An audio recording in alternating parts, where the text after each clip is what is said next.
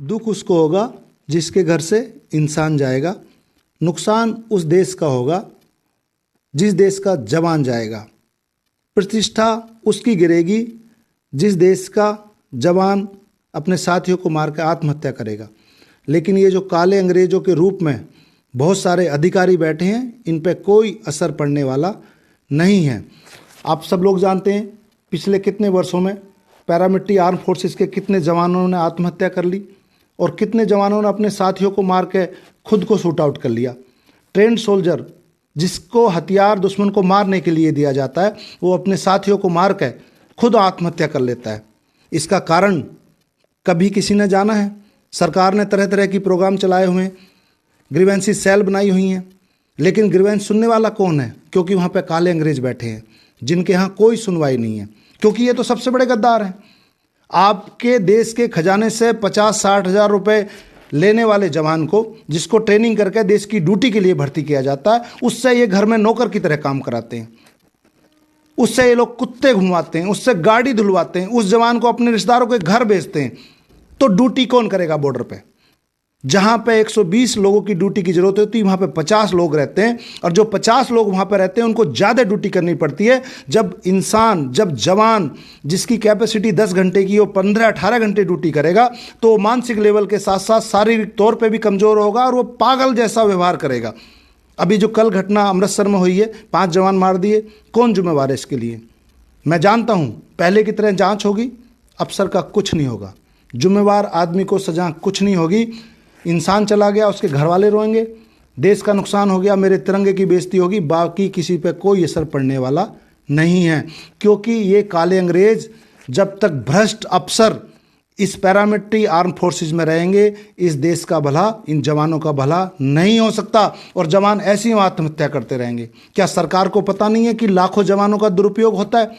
सदियों से चली आ रही, एक शताब्दी पूर्व चली हुई सहायक प्रथा आज भी है।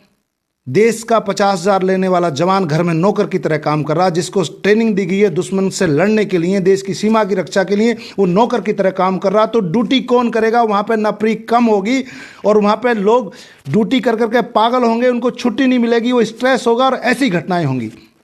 क्या सरकार को पता नहीं है? क्या ये वीडियो इतनी बहुत सारी रोज बनती है, क्या उनको पता नहीं चलता कितने लोग आत्महत्या करते हैं? ये बहुत शर्मनाक है। इस देश का ऑफिसर जवानों का सबसे बड़ा दुश्मन है, जो इनकी बात नहीं सुनता और जवानों को आत्महत्या करने के लिए मजबूर करता है। क्या पाकिस्तान के अफसर, ये विदेशी अफसर कमांड नहीं करते यहाँ पे? हमारे देश में कि दूसरे देशों में खिल्लियाँ उड़ती हैं कि आपस में लड़ लड़ के मर रहे हैं। हमें दुख होता है, हम लोग कहाँ जा रहे हैं? सरकार भी सोई बैठी है।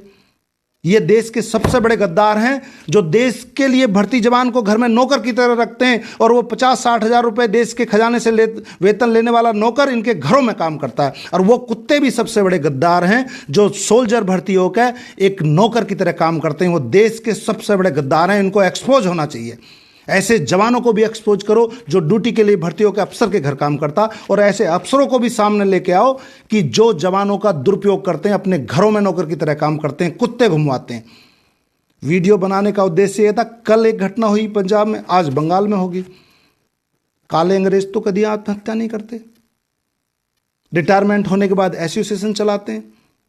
मुझे तो बहुत दुख हो रहा है, सरकार भी चुप बैठी है।